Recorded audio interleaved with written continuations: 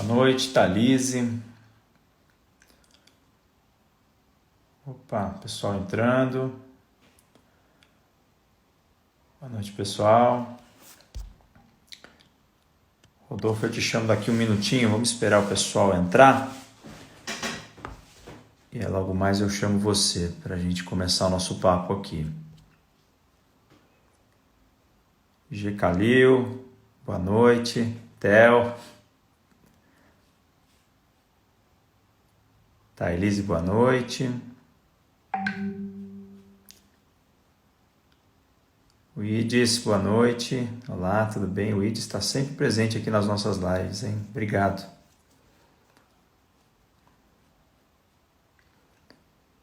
Vou dar só mais alguns minutinhos para as pessoas irem entrando. Hoje eu vou conversar aqui com o Rodolfo Fischer, o presidente da ABS, Associação Brasileira das Empresas de Software. Um bom amigo, um bom companheiro de jornada, de muitos e muitos anos. E a gente vai dar notícias boas para vocês. Vamos falar sobre coisas que vão impulsionar todos nós a pensar num mundo cada vez mais desenvolvido, mais digital e menos desigual. Cristina Santos, boa noite.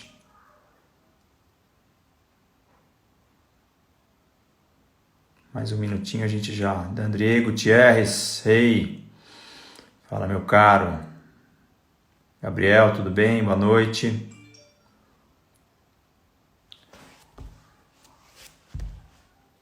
Vamos aqui em respeito aos amigos que chegaram no horário. Eu vou começar então. Teteu, Artemo Savioli, boa noite.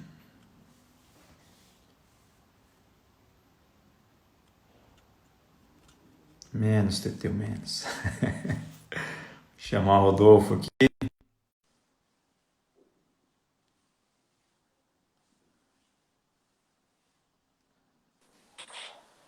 Rodolfo Fischer, boa Fala. noite, meu amigo. Boa noite, Fábio. Boa noite, pessoal. Tudo bem? Como é que você tá, cara? Tudo bem? Tudo curtindo a casa. Todos nós, né, cara? Felizes aqueles que têm uma casa que a gente possa curtir, né? É isso aí. Quando a gente para pensar desse outro lado, a gente tem que ser muito, muito grato por ter a casa, por ter a comida, né? Muita gente passando dificuldade, mas Com certeza. Vamos falar disso hoje ao longo dessa live, Rodolfo. Eu queria, antes de mais nada, te agradecer. Você é um grande parceiro há muitos anos, né? Eu acho que comecei minha carreira 20 anos atrás, você já era um pioneiro das relações governamentais, um cara que sempre estimulou, né, o desenvolvimento de outras pessoas do ramo, uma pessoa que, quando eu entrei no setor de tecnologia na IBM, sempre me apoiou, sempre esteve junto em várias empreitadas, no Marco Civil da internet, na formulação, né, do plano de internet das coisas, de transformação digital. A gente está sempre juntos e, recentemente, você assumiu isso tudo você na Microsoft, né? Peraí que a Cíntia está me mandando uma mensagem aqui, não tem problema. Peraí, você entrou pelo seu perfil, Rodolfo. Você podia ter entrado ah, pelo Brasil País Digital. mas a gente muda.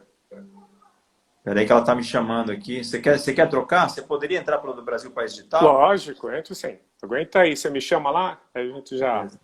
Tá bom. Tchau. Tchau, tchau. Vamos esperar só entrar pelo Brasil País Digital para a gente garantir que a audiência seja contabilizada no Brasil País Digital, que essa é uma live do Brasil País Digital, nosso movimento, que já tem aí 4 anos de idade, é um movimento que tem como objetivo trabalhar para que a sociedade tenha mais informações de uma maneira bastante fluida, de uma maneira descomplicada, sobre a relação que a tecnologia, a economia e a política têm com o desenvolvimento da sociedade. Vamos esperar o Rodolfo entrar pelo perfil do Brasil País Digital. Patrícia Urich, boa noite. Cris Saemi, boa noite. Érica Álvares. Eri Álvares. Boa noite, obrigado por terem entrado. Não desistam, não saiam daqui. A gente já vai voltar com o Rodolfo, que entrou pelo perfil errado. Já já ele volta. Vamos ver se ele vai entrar aqui. Aham, entrou. Boa.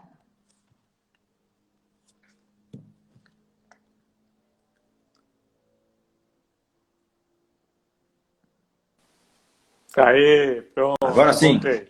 Boa, você É, foi rápido. Tudo amador é bem. isso, meu. Entra pelo perfil errado, mas tudo bem, Não, estamos aí que isso, juntos. cara. Obrigado. Entrou por dois perfis. Você deu audiência dupla para a gente hoje. Os dois foram Ah, contabilizados. Obrigado. Mas, Rodolfo, vamos juntos. lá. Rodolfo, a gente vem, né, discutindo muito nas associações das quais a gente faz parte, né, nesse momento em que todas as empresas, a sociedade começam a se questionar sobre o futuro das relações profissionais, o futuro da indústria, o futuro da nossa economia, o emprego. Tem uma visão muito mais pessimista do que otimista pairando no ar. E não é só uma visão, resultados negativos já estão, né, sendo apresentados aí publicamente da indústria, do comércio, do emprego. Por outro lado, a gente sabe que toda crise tem um fim. A nossa talvez não esteja no fim, mas ela chegará ao fim. É um fim que a gente não sabe, né, como vai chegar, com qual saldo negativo, né, para a vida das pessoas, para a indústria, mas é um fim que pode sim trazer lições importantes, pode trazer oportunidades, pode trazer aí um futuro um pouco mais consciente. E eu queria ouvir de você, Rodolfo, qual é a sua visão do pós-pandemia É, para os negócios e para a sociedade? eu vou olhar um pouquinho para trás, eu vou pegar o que a história, de uma certa forma, até nos ensina. Se olharmos o que aconteceu, ou qual foram as consequências das guerras, das grandes guerras mundiais, né, da Guerra Civil Americana, da Primeira e Segunda, foi justamente quando dizem que o mundo estava passando pela segunda Revolução Industrial. Se você para pensar o impacto, obviamente é extremamente desagradável pensar no impacto negativo, mas se a gente olhar depois do lado positivo, após guerra, o que aconteceu, você vê que naquela época houve uma mudança radical, industrialização, processos industriais, até eu lembro que o leite condensado começou a ser utilizado em massa, surgiu lá no Japão o miojo, né? Quer dizer, surgiram muitos negócios, que eu quero dizer. Então, quando a gente olha nesse desafio, nesse problema que nós estamos enfrentando a curto prazo, obviamente que ele é totalmente negro, vamos dizer assim, né?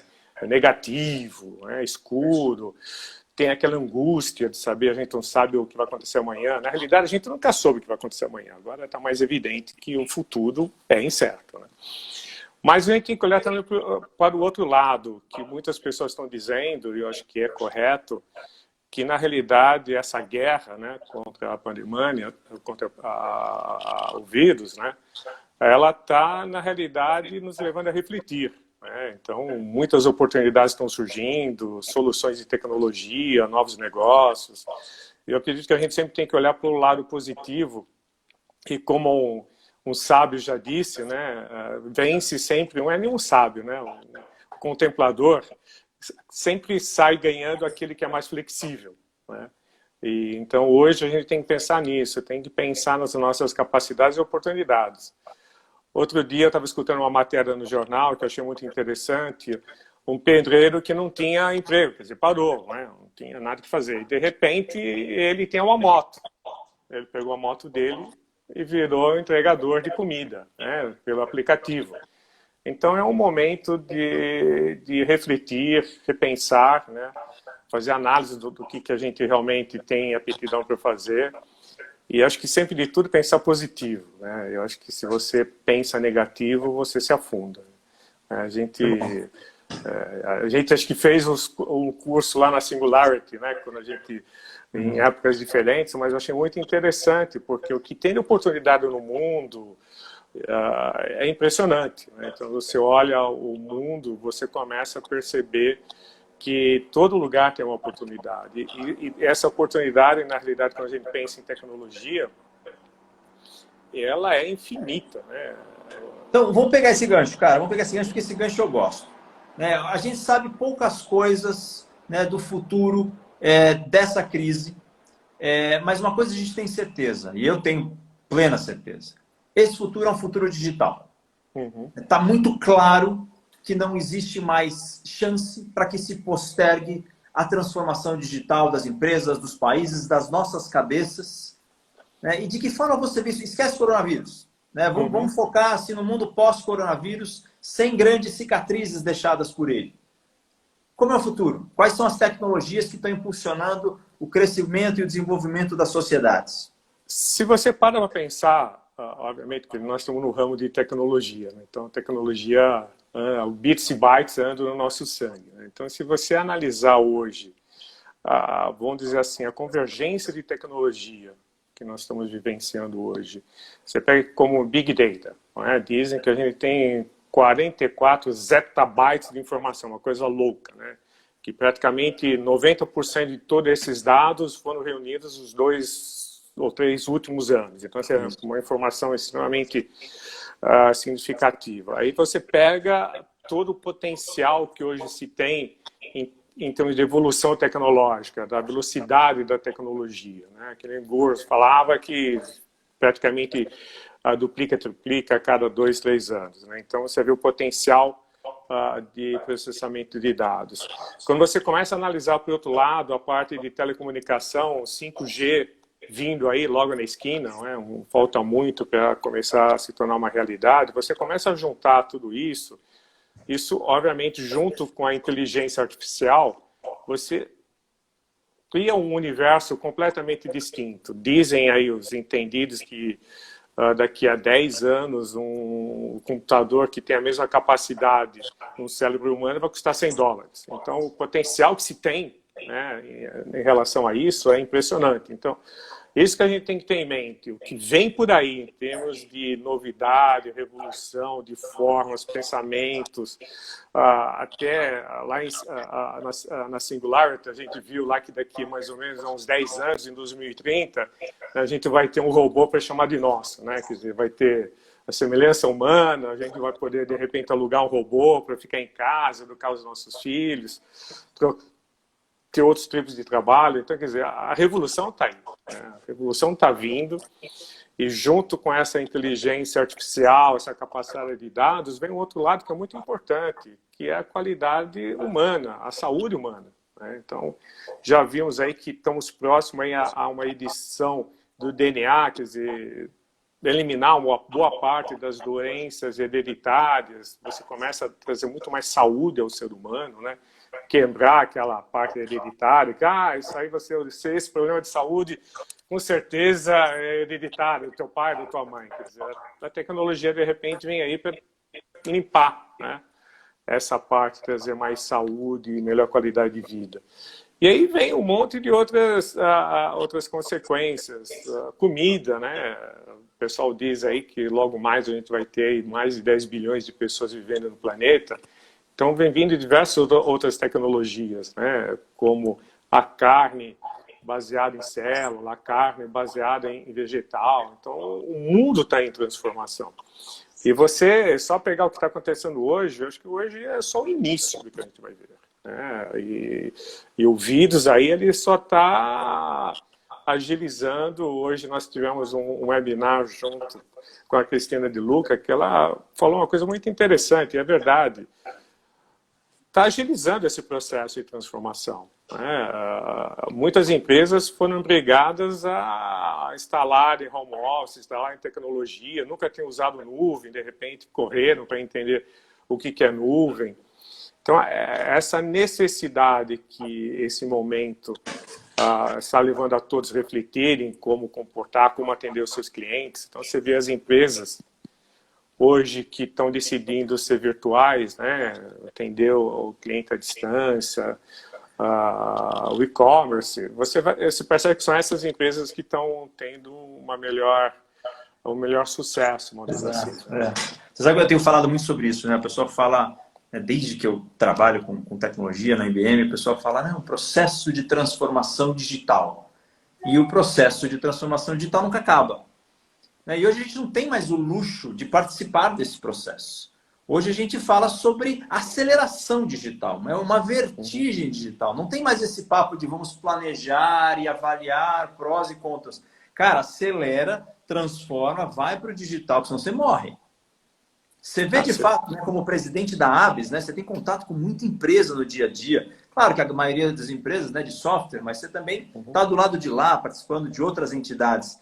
Você vê isso de fato acontecendo? As pessoas, assim, de repente acordaram e falaram, cara, demorei, mas agora eu vou recuperar o tempo perdido.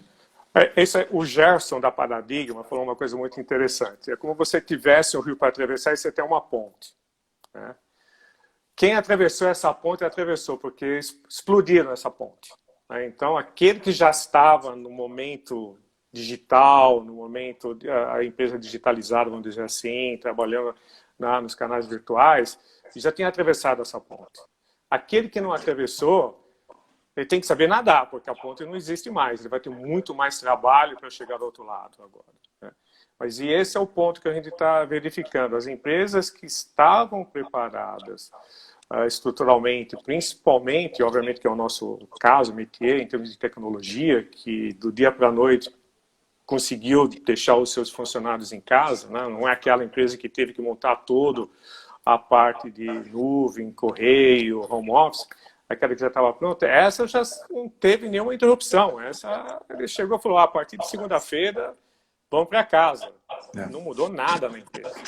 Aquelas que não estavam preparadas são essas que têm que saber nadar, porque essas estão agora com a maior dificuldade do mundo de realmente manter os seus funcionários produtivos, porque até eles entenderem... Não, e você sabe, só fazendo um comentário em cima desse ponto, de que de um dia para o outro, né, as empresas, né, desligaram uma chavinha, ligaram a outra, as pessoas foram trabalhar de home office. Concordo, não é a maioria, é a minoria, são as empresas que estavam estruturadas. Mas dessas empresas que estão estruturadas, surge uma reflexão interessante que eu tenho ouvido na minha empresa e em várias outras empresas de pessoas com quem eu tenho conversado. E você para e põe a mão na cabeça e fala assim, puxa, tirando, obviamente, linhas de produção físicas, né? Mas assim, poxa, qual função dessa empresa é mesmo necessária que seja desenvolvida no escritório?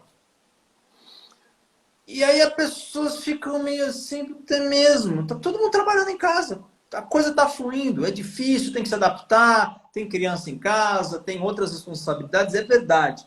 Mas assim, a função que efetivamente precisa ser desempenhada no escritório é difícil de mapear. E isso vai fazer com que haja uma mudança de paradigma gigantesco na estrutura corporativa das empresas. Eu acho que tem uma função que você não consegue substituir do escritório, é o papo do cafezinho, né? Esse você não substitui. E, na realidade, esse é uma coisa muito interessante, que você troca ideias, bate papo. Mas algumas empresas que eu tive a oportunidade de conhecer, que na realidade eles estão transformando esse papo no cafezinho virtualmente. Ou seja, eles estão marcando um café virtual sem tema nenhum. É simplesmente que se conecta e começam a bater papo. É a mesma coisa que você fosse tomar um cafezinho lá na cozinha da empresa. E eu acho que essa reflexão que você acabou de trazer, ela vai acontecer no momento que o pessoal falar, pode voltar. Aí o pessoal vai olhar assim, mas voltar para quê? Estou tão bem aqui em casa, né? Estou fazendo de tudo. O que eu estou te devendo, né? Estou devendo nada. Por que eu vou voltar?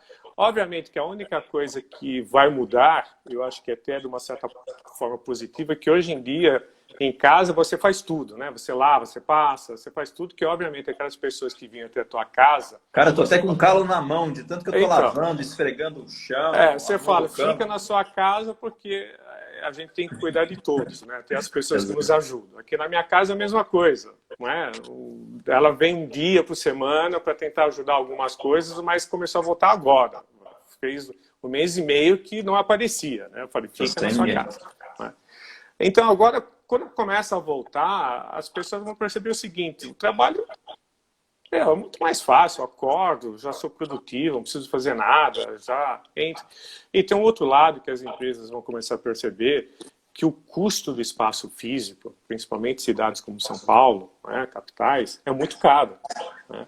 Então, obviamente, que esse espaço físico, eles vão ser cortados, que não tem sentido, não tem mais eu acredito que vai começar muito o espaço virtual. Eu fico até preocupado com os coworkings, né? Os coworkings que eu acho que vão sofrer com essa mudança, eles vão ter que se reinventar. Né? Mas sabe uma coisa sobre a qual eu tenho pensado muito? Concordo, né? Os espaços físicos acabam ficando menos fundamentais. Eles seguirão importantes pelo cafezinho, pela necessidade, né, de, em momentos específicos, você se conectar fisicamente com a pessoa.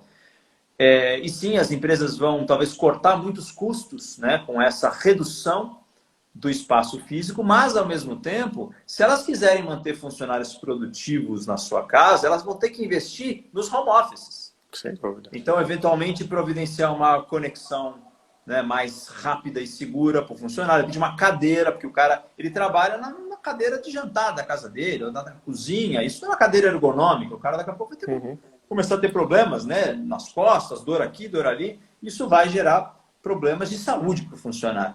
Então, eu acho que as empresas elas vão migrar um pouco, né, dessa modalidade de investir em real estate ou em estruturas de escritório coletivos para um investimento que é menor, obviamente, mas preocupando com o funcionário, investimentos pontuais na sua estrutura de trabalho. Faz sentido?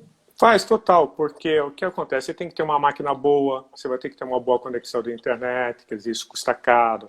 Você não sabe se, de repente, o funcionário tem, quer dizer, quem vai pagar o custo disso, porque até então é da empresa que pagaria. Então, você tem todo um contraponto, que você citou muito bem, quer dizer, vai ter um custo. Né? Um funcionário, você fala, pode ficar na sua casa, tudo bem, mas quem paga, não é, a mesa adequada, a cadeira adequada, a internet de qualidade?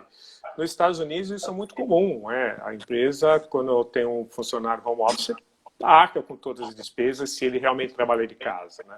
E lá é muito interessante que você consegue até fazer uma dedução de imposto de renda, se você tem um investimento no trabalho em casa. Então, quer dizer, acho que vai mudar muita coisa, muitos conceitos vão mudar. E tem uma outra parte que também, que num debate que a gente participou a semana passada, que é a parte psicológica, né, que é muito importante, porque tem muitas pessoas que, de repente, hoje, obviamente, que foi um home office forçado, elas, de repente, moram sozinhas. Né? Então, como você equilibrar essa parte também emocional das pessoas que, de repente, vão ter uma tendência maior de trabalhar à distância do que trabalhar junto no escritório. Então, você tem toda uma questão aí, desde a sanidade mental, vamos dizer assim, até toda a parte de estrutural, ergonometria, etc. e tal. Né? Isso é Cara, esse ponto é muito legal. Eu tenho lido sobre governos. Né? Você tem, governos estão se digitalizando rapidamente e provendo serviços para os cidadãos não saírem de casa e terem todo o rol de serviços que o governo oferece no seu celular. Mas tem governos e até municipais que estão investindo em estruturas exatamente de apoio psiquiátrico e psicológico para o cidadão, que não sabe bem como, né, viver nesse mundo ainda, né? As pessoas que não viraram a chavinha como nós viramos, mas que de uma hora para outra saíram do analógico e foram para o digital e não estão lidando bem com isso. Então tem, né, essa visão de alguns governos, empresas, obviamente, de entender que tem gente que precisa de ajuda e estão ajudando. Precisa, porque nós gostamos de viver em sociedade, né? O ser humano é um ser sociável, né? Ele gosta de estar em contato com os outros. Até a neurociência diz isso, né? Quer dizer, você tem que estar junto com outro ser humano, olhar para outro ser humano. Então, isso é uma necessidade, eu acredito, do ser humano. Então, e precisa ser trabalhado, porque ele ficando em casa, sem muito contato, é complexo isso, né? É complexo para o desempenho, porque aí afeta o desempenho. Quando você tem a sua família, tem todo um equilíbrio, obviamente que funciona bem. Mas se a pessoa está sozinha, e aí o outro lado também, como a gente sabe, você ter o convívio, bater papo, pessoalmente com as outras pessoas, um happy hour, o famoso happy hour, é super importante para o desenvolvimento emocional, até para o senso de equipe. Né? É necessário isso, né? Quer dizer, e essa parte que ainda acho que muita gente vai precisar entender, porque a gente não vai conseguir ficar, obviamente, 100% do tempo em casa, mas como que você vai equilibrar para você montar esse senso de equipe, esse espírito de equipe, né? Então, os psicólogos, recursos humanos aí vão ter um trabalho Porque realmente vai ser desafiador, vai mudar tudo. Quer dizer, está mudando e sempre vai mudar. Não tem como. Exato. Vamos se você me permite, eu acabei falando para a gente não voltar para a pandemia e eu voltei para a pandemia, né? E consequências Tranquilo. dela. Mas vamos olhar, é o novo normal, né? A gente só fala disso hoje em dia. Mas vamos olhar para frente, né? Você falou da Singularity, você passou uma temporada na Califórnia no ano passado, eu também estive lá, e de fato você sai, né, desse ambiente. Você teve várias outras experiências, né? Depois você saiu da Microsoft, o Rodolfo, ele fez uma coisa que para mim assim é um exemplo a ser seguido, né? Depois de uma carreira vitoriosíssima na Microsoft, em várias outras empresas de perfis diferentes, em setores diferentes, ele resolveu empreender. Então, ele hoje, antes de empreender, ele foi estudar, ele foi aprender. Então, ele passou pela Wharton, ele passou na Columbia, no MIT, foi para a Singularity, foi criando o repertório, foi para Israel, fez várias viagens incríveis, né? Se transformou num empreendedor que está investindo em empresas nascentes, né? em startups, e tem, obviamente, esse feeling, né? Do que pode e o que não pode dar certo. E de todas as tecnologias que a gente viu, né, lá na Califórnia, Rodolfo, algumas que me impressionam muito e que me fazem acreditar que, de fato, isso vai revolucionar a maneira como a gente vive, né, são, obviamente, a inteligência artificial, a microbiologia, né, você falou de comidas, né, novas formas de se alimentar, de produzir alimentos, né, com base na genética e na microbiologia. E aí, assim, o que deriva delas, né? A internet das coisas, os drones, que eu acho revolucionário, a impressão 3D, que eu acho assim, de outro planeta. Como é que você pode, de uma hora para outra, imprimir um pneu de carro, uma turbina de avião, um computador, e as linhas de produção tradicionais, que a gente acreditou que iam sobreviver por mais alguns séculos, né, perdem um pouco da relevância. Fala um pouco sobre a sua visão de como a tecnologia está mudando a produção, né, e a forma como a gente recebe produtos e serviços. Eu acredito que, por princípio, eu acho que a tecnologia ela está mudando completamente as relações, né? E principalmente o papel do intermediário. Aquele intermediário que não adiciona valor, ele vai estar fora, né? Então, eu acho que esse é um princípio básico de toda essa transformação que nós estamos vivendo. E hoje as pessoas podem até notar que um dos segmentos que está sendo mais ameaçados é o financeiro. Então, o setor financeiro, se não adicionar realmente um valor só para fazer uma transação financeira, de repente não é necessário ter um banco. Então, quer dizer, tem uma transformação ocorrendo muito forte. A mesma coisa que você citou com as impressoras digitais, está havendo, e acho que agora, voltando um pouquinho aí com o coronavírus, que você não vai poder estar aí andando amplamente, vai mudar muito, acho que esse comportamento, é justamente o just in time, quer dizer, aquilo que você precisa, de repente vai ser impresso na tua esquina, né? De repente você vai precisar de um tênis ou alguma coisa, alguém vai te imprimir, né, na hora, do jeito que você quer, que você encomendou pela internet, e vai chegar com um drone para você, né? Então, eu acho que essa revolução em termos dos processos, e até uma coisa, fazendo um parênteses, a gente fala muito de transformação digital, revolução digital, e às vezes as pessoas acham que é você pegar um processo que está aí, digitalizar o papel e acabou, né? Na realidade, é muito mais profunda, você reanalisar todo o processo, todo o posicionamento da empresa, todos os canais, parte decisória, e aí você vai justamente verificar como que você vai atender o teu cliente, o futuro cliente, porque ele está mudando também, né?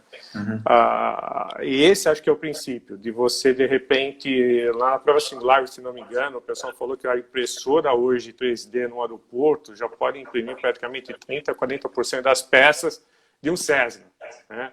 Uma coisa assim, então não precisa ter estoque. Então, vai mudar, né? E essas coisas vão mudar numa velocidade impressionante, porque as impressoras 3D estão aí e elas estão evoluindo.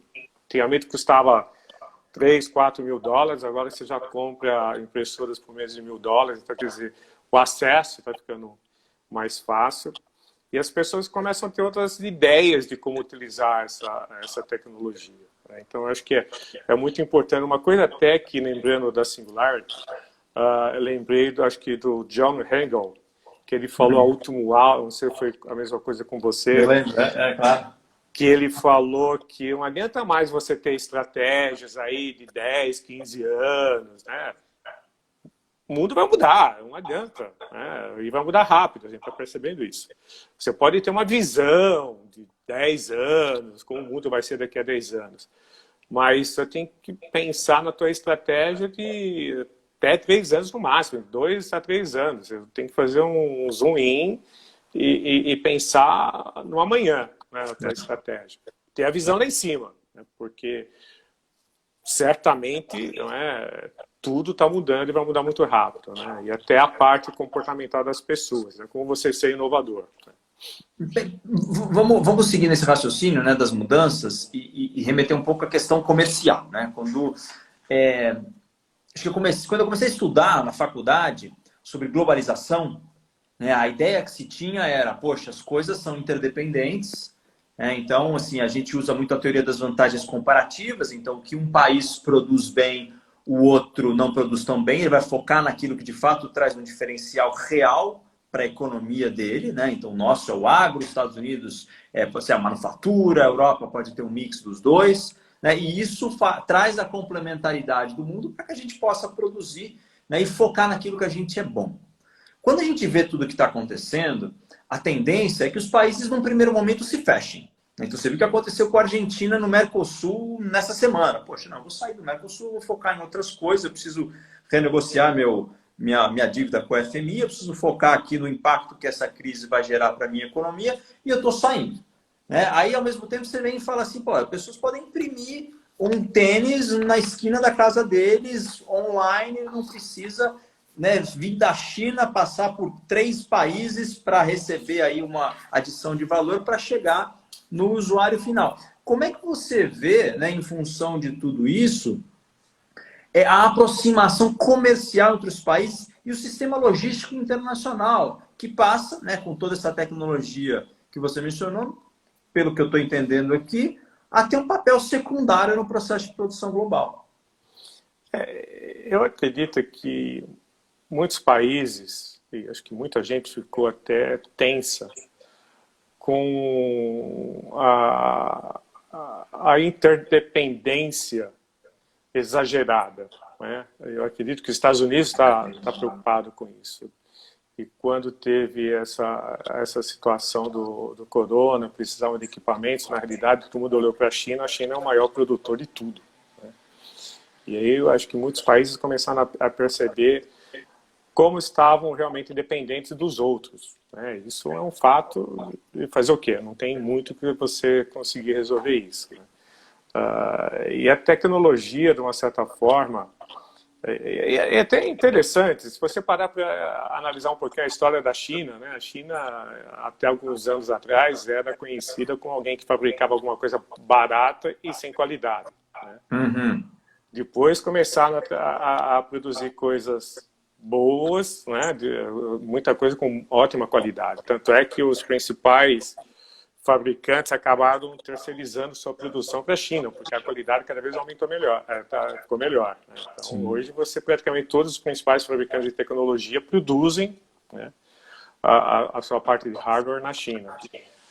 E de repente a China não só agora se transformou num produtor de altíssima qualidade, mas agora é o maior produtor, vamos dizer assim, de mentes também. Hoje, quando você fala em termos de número de graduação de pessoas lá, são STEM, lá, que são cientistas de tecnologia, engenheiros, matemáticos, hoje não tem ninguém perto da China em números de formandos. Então, o pessoal começa a ficar até preocupado com o avanço significativo da China em termos de não só de capacidade de produção produtiva e como agora capacidade também científica. Né? Hoje eles estão tendo um diferencial extremamente interessante comparado com o resto do mundo em termos de inovação. Se você para pensar, quando você tem que desenvolver alguma coisa de inteligência artificial, né, Você pega a China com a quantidade de pessoas e informações que eles conseguem reunir, ninguém no mundo consegue ter o mesmo tipo de capacidade que os chineses hoje têm em termos de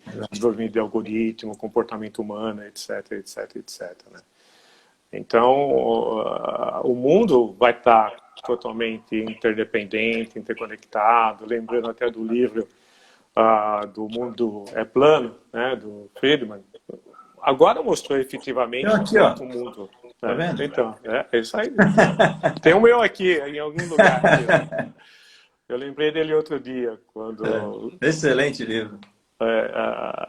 E não por uma questão econômica, né? Mas uma questão, quer dizer, de repente uma pessoa lá do outro lado do mundo comeu um morcego, alguma coisa que vale, ficou contaminado e no fim o mundo parou. Né? É uma coisa que em 2008 o americano deixou de pagar a dívida da casa, quebrou um monte de bancos no mundo todo. Né? Então, e acho que esse é o ponto da tecnologia. Você tem o fator positivo e negativo. O negativo é que está tudo muito conectado hoje em dia.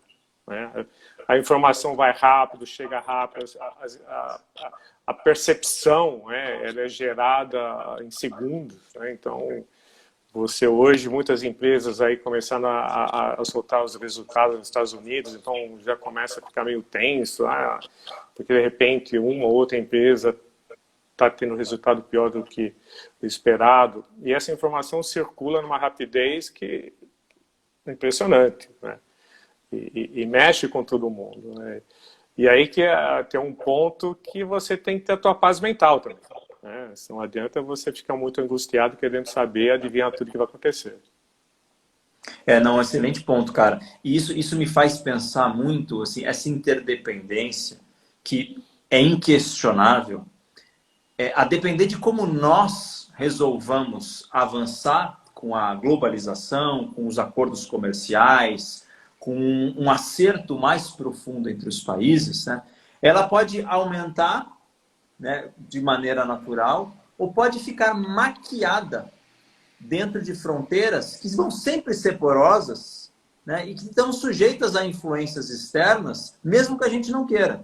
Então, quando a gente fala de lockdown, ninguém sai, ninguém entra, você não consegue controlar o ninguém sai, ninguém entra, porque o fluxo, né, da internet é livre, né, os serviços podem ser oferecidos sem nenhum tipo de restrição, cross-border, né, entre fronteiras, e por mais que se tenta fechar, você sempre vai encontrar formas, né, de fazer com que as pessoas sigam conectadas. E essa conexão, ela é positiva. Então, eu estou falando tudo isso porque eu sinto que às vezes há uma tendência dos países, de novo, esquece coronavírus, né? Mas de acharem que eles se bastam. Então você tem desde o ponto de vista da xenofobia, né, de não querer que os povos se misturem, porque existem povos que acham que são melhores do que outros. Né? Você tem a tendência de ter uma sociedade nacionalista, achando que, poxa, não, a gente vai produzir tudo que a gente consome, a gente não precisa ter um terceiro país aqui, sobre o qual a gente pode ficar, inclusive, dependente lá na frente. Né? E você tem sociedades que acham que são muito diferentes mesmo, e que elas não precisam ter essa conexão física entre fronteiras. Por outro lado, você vê que todos esses benefícios que você, né, trouxe da interconexão, desse desmembramento de fronteiras, ele é o que vai impulsionar o desenvolvimento das nações. Absolutamente, porque você não consegue, para você ter um desenvolvimento, né, trazer inovação, você não pode começar do zero. Você tem que começar em algum lugar. Então, se você se fechar e falar o seguinte, eu vou desenvolver tudo aqui em casa, você não vai desenvolver a melhor tecnologia do mundo, você não vai conseguir ter a melhor base do mundo e você não vai conseguir ter nem os melhores cientistas do mundo. Você nunca vai ser competitivo globalmente. Então, está fora de questão você querer ser totalmente autossuficiente, vamos dizer assim. É impossível hoje. Né? E até você começa a parar para pensar hoje com as soluções de data centers, computação na nuvem, não adianta você querer desenvolver um data center para a tua empresa. Já tem empresas fazendo isso. Então, não adianta você querer desenvolver um algoritmo de inteligência artificial. Já tem pessoas focadas nisso. Né? Então, você tem que pegar onde que você está nesse nível e você construir coisas que você precisa para a tua necessidade, para o teu país.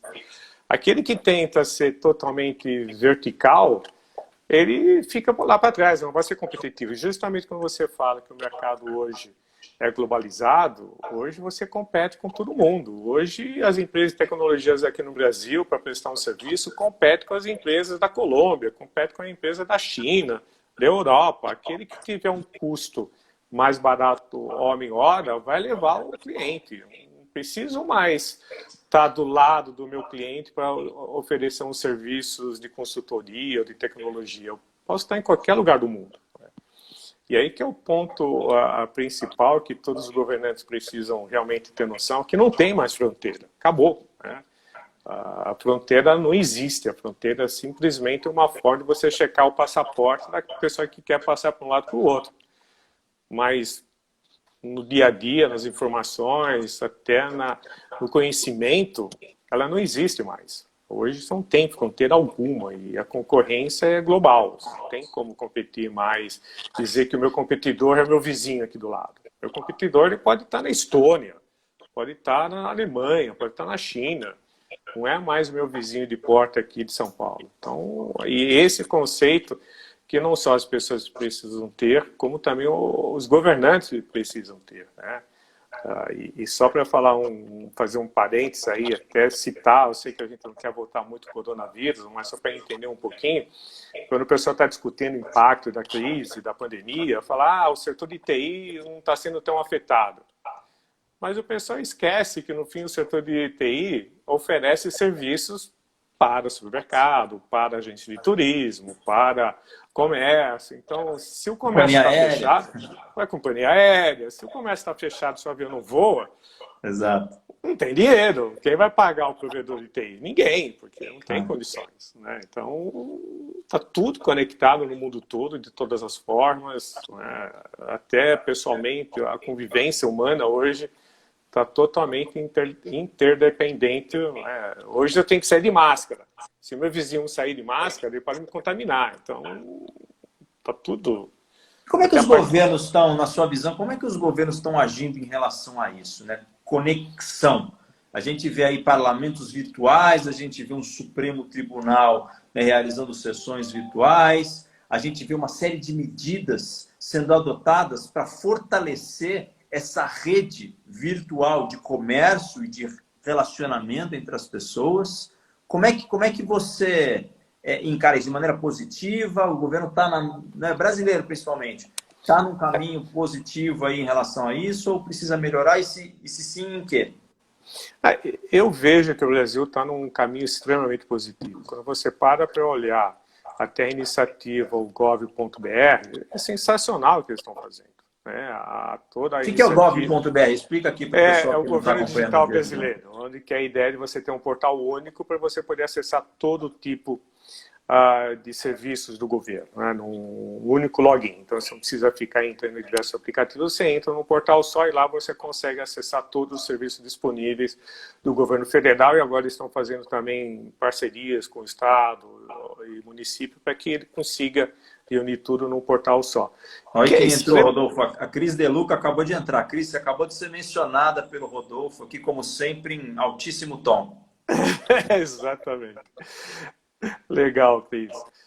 E o que é importante é que essa digitalização, melhor dizendo, esses fornecimentos, a prestação de serviço de uma forma mais fácil para a população, ela tem dois significados. Um, que a população realmente pode desfrutar melhor desses serviços e o governo consegue reduzir o custo.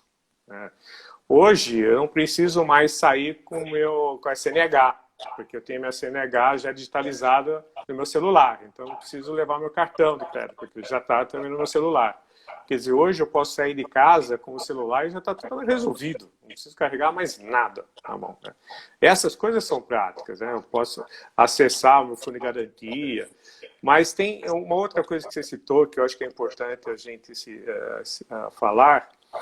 Na digitalização do governo, eu fiquei impressionado da agilidade que não só o Senado, como a Câmara dos Deputados e também o Supremo conseguiram montar uma infraestrutura de manter as discussões sem interrupção. Exato. Tudo virtual. E você para olhar isso, eu falei, nossa, e foi rápido, não foi assim, levar um mês para fazer Não, e isso. lembrando que tem parlamentos em países desenvolvidos que fecharam, né? A gente Isso que não eu ia fechou falar. nem um dia. Exatamente. Então, se olha para isso, às vezes a gente não pensa, né? Não para raciocinar, mas o exemplo que nós temos em termos de digitalização, de governo digital, é impressionante. Em nenhum momento o país parou nenhuma discussão devido a esse problema de desafio. Todo mundo de casa participando, os parlamentares, senadores, juízes, né? Ainda bem, continuam trabalhando, né? Como nós, home office, fazendo a Exato. mesma coisa. E Rodolfo, sobre isso, né? Legal, digitalização. Qual a relação entre digitalização e burocracia? Bom, a palavra digitalização em si é muito simples, né? Porque você pode digitalizar a burocracia e ela continuar uma burocracia digitalizada, né? Então, não resolve muito. Mas, na realidade, voltando àquele termo bonito, né? Transformação digital, eu acho que esse é o princípio, é você analisar o processo todo e ver como esse processo ele pode ser agilizado, transformado de uma forma que ele possa atender mais adequadamente a população, no caso falando do governo e a população. Mas Um você acha exemplo, que... eu vou Desculpa, citar só só um para exemplo. complementar. Fala. Um exemplo prático, que aqui quem vive em São Paulo, você que está em Brasília agora, não vê mais o Zona Azul. Zona Azul foi um exemplo, né?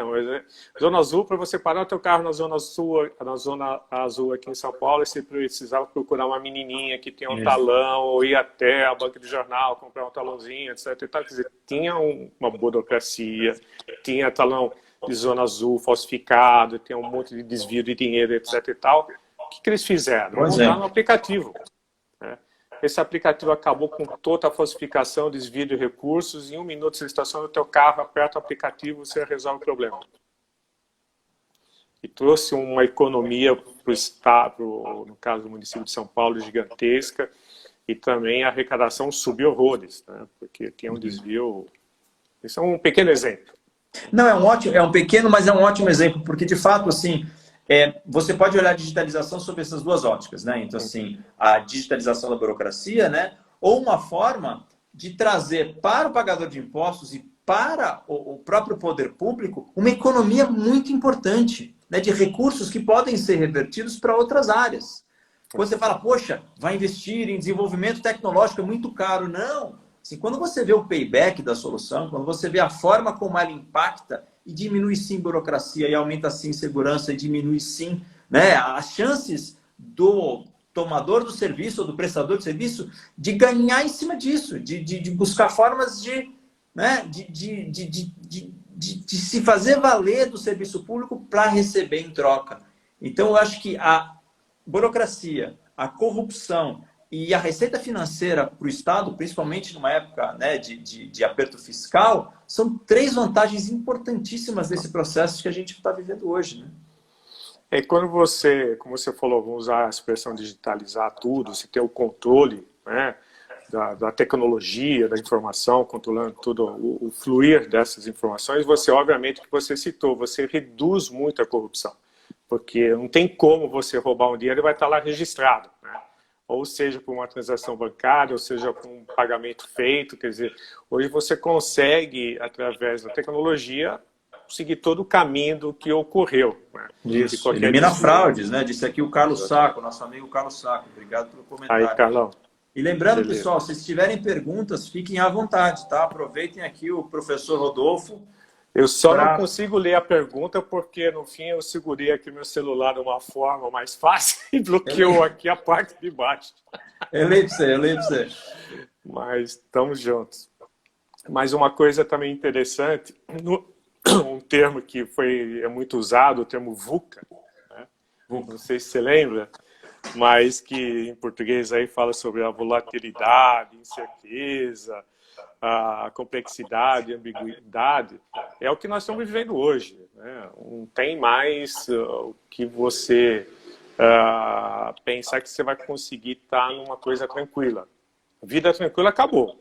Né? Acho que a única pessoa que tem vida tranquila é o pescador que vai lá e fica no riozinho com a sua vareta lá, tentando pescar o seu peixinho para consumo próprio. Cuida se tem peixe no lago, né? Se tiver peixe. Né?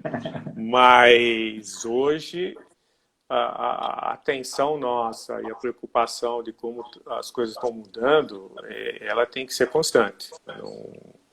Não existe mais aquele negócio que você pode falar o seguinte, eu vou me aposentar, como alguns diziam no passado, alugando fitas de videocassete. Né?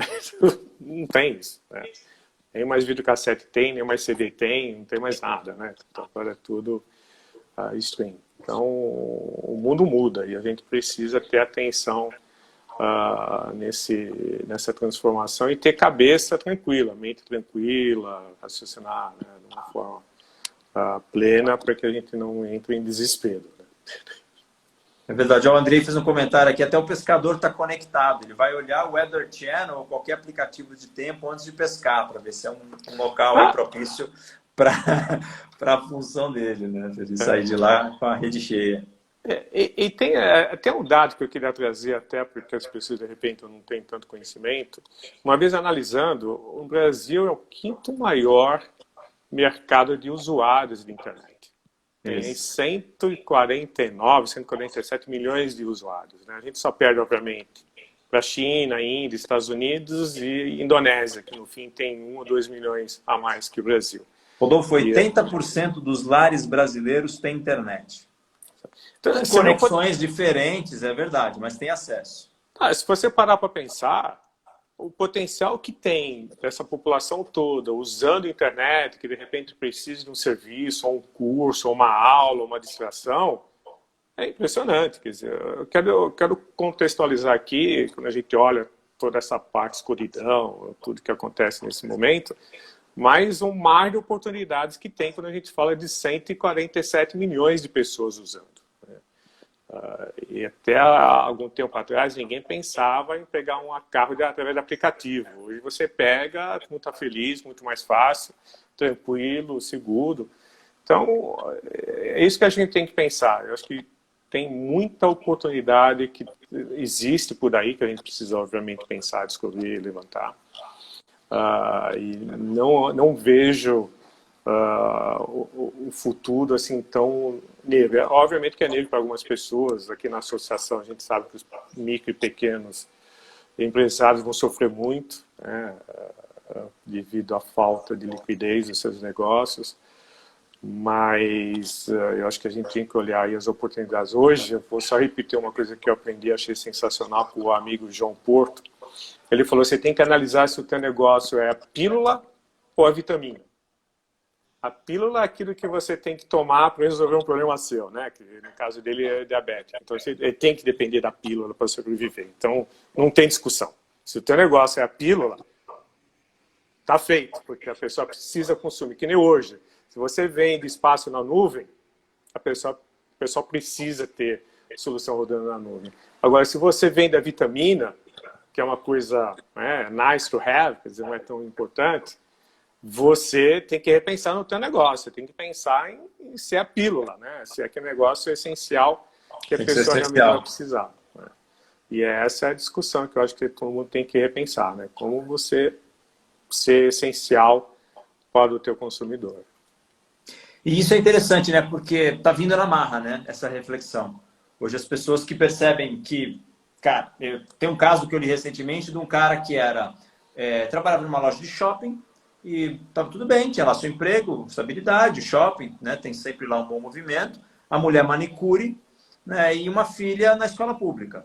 De repente a loja fechou, porque os shoppings fecharam, a manicure não tinha mais absolutamente nenhuma chance de prestar o seu serviço, porque ninguém queria, né, contato com ela. A filha estava fora da escola, ele tinha que, além, né, de ter que pagar todas as contas que não paravam de chegar, ele tinha que pagar o almoço delas, coisa que antes ele não precisava, porque cada um estava num canto. E esse cara, assim, ele acha, né, no depoimento dele, que dali 2, 3 semanas ele voltaria para a extrema pobreza, porque ele não teria nenhuma forma de reagir, porque o emprego dele estava barrado, o emprego da mulher dele idem. Por outro lado, tem pessoas que vão olhar, e não quero, obviamente, entrar no mérito, né, se ele se acomodou, se assustou Sim. diante, né, de tudo que estava acontecendo, mas tem pessoas que olham isso e até por instinto de sobrevivência, eles vão lá e buscam uma forma de reverter essa situação trágica, né, e transformar isso numa oportunidade. E hoje a gente está vendo cada vez mais, você deu o exemplo, né, do cara que pegou a moto e foi fazer entrega por aplicativo, mas o número de pessoas que veem nas oportunidades propiciadas pelo mundo digital como um ganha-pão, né, futuro, que vai trazer o mínimo de dignidade que eles precisam ter para que eles possam caminhar em meio a essa crise. Você lembrou de um ponto importante, que até foi feito um estudo nos Estados Unidos, da chamada gig economy. Boa. A gig economy é exatamente isso, ou seja, nos Estados Unidos, praticamente 1/3 da população economicamente ativa, que são acho que 57 milhões de americanos, eles ganham dinheiro justamente com os aplicativos. São informais. Isso, exatamente. E dizem que, até acho que daqui, eu não lembro exatamente, acho que até logo mais, quer dizer, acho que em 5 ou 10 anos eles estavam fazendo um estudo que ia dobrar o número de americanos que realmente ganham algum tipo de renda com os aplicativos. Uhum. Isso é um mar de oportunidades. Quer dizer, hoje quando a gente fala de gig economy, que são que foi apelidado geração de renda pelos aplicativos, hoje se você pensar o seguinte, existe aplicativo até para você trabalhar nas gôndolas de supermercado. Né? Se você mora perto do supermercado, tem um aplicativo, uma startup que inventou, que a Coca-Cola está usando muito isso, de contrato para você arrumar a gôndola do supermercado do produto. Né? Aí, de repente, de manhã, você vai lá, entrega, vai levar, trabalha como Uber. No meio tempo, você trabalha como um repositor de produtos do supermercado. Na hora do almoço, você vai trabalhar como entregador de comida. Né? E à tarde, você volta. Quer dizer, o que é importante, eu acho que a mensagem central aqui é que as pessoas precisam estar espertas para as oportunidades. Né? Obviamente que a situação deve estar muito difícil para diversas pessoas, mas é vital que elas fiquem conectadas, leem, se aprimorem, né, estudem, vejam o que está acontecendo, conversem, porque certamente vão achar algum tipo de alguma coisa para poder ter uma atividade econômica, mesmo nessa situação que eu vejo de motoqueiro para lá e para cá nessa cidade de São Paulo, é impressionante. Rodolfo, para não parecer deselegante, o Instagram ele tem uma regra que depois de 1 hora da live ele corta a gente. O deselegante é ele. Né? Então a gente tem mais 4 minutos. Isso. E eu queria pegar um ponto que o Andrei trouxe aqui. O principal slogan, né, hoje da ABS e do Brasil País Digital é que a gente tem uma preocupação em transformar esse país, né, num Brasil mais digital e menos desigual. Então, a reflexão que eu queria que você fizesse era em cima desse slogan, por que a gente valoriza tanto isso, né? E que mensagem final que você gostaria de trazer aqui para o pessoal que está assistindo essa live, lembrando que essa é uma live que a gente deve fazer todas as quintas-feiras, às 18h30, com convidados dos mais diversos. Se vocês tiverem dicas, sugestões de pessoas para a gente convidar, por favor, façam temas que a gente deva tratar. Por favor, mandem para a gente. É importante, que a gente acha que esse é um debate que só vai crescer nos próximos meses e anos, e é importante que vocês estejam familiarizados com ele e aproveitando esse debate, né, para impulsionar suas vidas. Então, Rodolfo, palavras finais, Brasil mais digital e menos desigual. Por quê? Muito obrigado.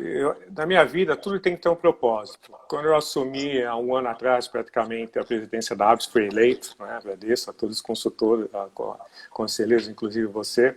Achei que a gente tem que ter um propósito. E o propósito a gente justamente uniu junto com o Brasil País Digital, que é a construção de um Brasil mais digital e menos desigual.